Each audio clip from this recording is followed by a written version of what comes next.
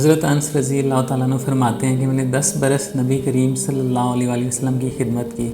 ان 10 سالوں میں نبی پاک صلی اللہ علیہ وسلم نے کبھی مجھے کسی کام کے کرنے پہ یہ نہیں فرمایا کہ یہ کام کیوں کیا، اور کبھی کسی کام کے نہ کرنے پہ یہ نہیں فرمایا کہ یہ کام کیوں نہیں کیا۔ فرماتے ہیں کہ نبی پاک صلی اللہ علیہ وسلم کے اخلاق تمام دنیا سے بہتر تھے۔ اسی طرح خلقت کے اعتبار سے یعنی تخلیق کے اعتبار سے بھی نبی پاک صلی اللہ علیہ وسلم تمام دنیا سے بہتر تھے۔ کہتے ہیں کہ میں نے ایسی نرم چیز خالص ریشم یا کوئی ریشمی کپڑا اتنا نرم نہیں چھوا جو نبی پاک صلی اللہ علیہ وسلم کی مبارک ہتھیلی سے زیادہ نرم ہو۔ اور اسی طرح کہتے ہیں کہ کبھی میں نے کوئی عطر یا کوئی مشک اتنی زیادہ خوشبودار نہیں سونگے جو نبی پاک صلی اللہ علیہ وسلم کے مبارک پسینہ سے زیادہ خوشبودار ہو۔ ہمارے پیارے نبی صلی اللہ علیہ وسلم کثرت سے تواضع فرمانے والے تھے۔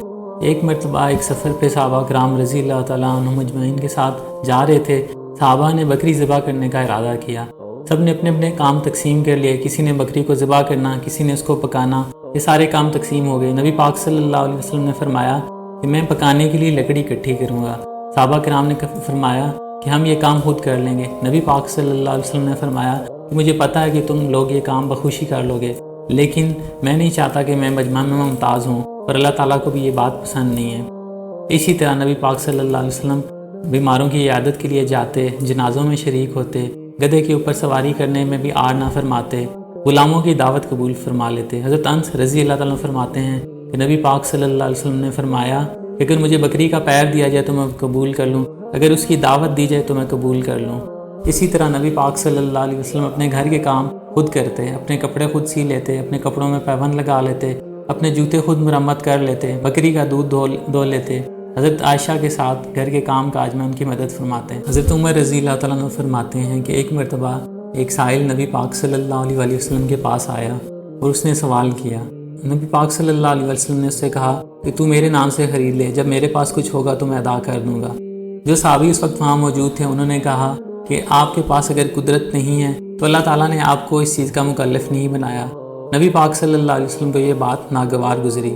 ایک اور انصاری صحابی وہاں پہ موجود تھے، انہوں نے نبی پاک صلی اللہ علیہ وسلم سے کہا کہ آپ جس قدر جی چاہے خرچ کیجئے اور عرش کے مالک سے کمی کا اندیشہ نہ کریں۔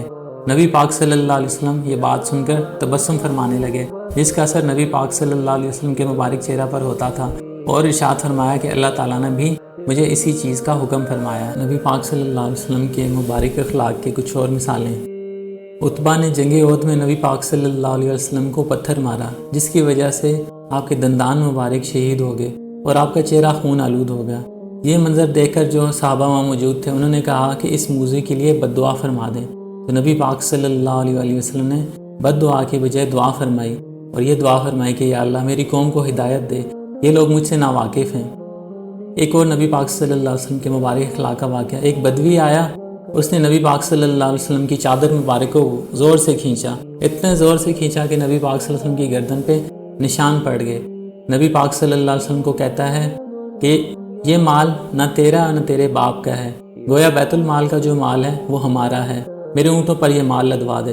نبی پاک صلی اللہ علیہ وسلم نے اس سے کہا کہ تو پہلے اس چادر کھینچنے کا بدلہ دے۔ اس نے کہا خدا کی قسم میں اس کا بدلہ نہیں دوں گا۔ نبی پاک صلی اللہ علیہ وسلم مسکراتے رہے، تبسم فرماتے ہوئے ارشاد فرمایا کہ اس کے اونٹوں پر مال لدوا لو۔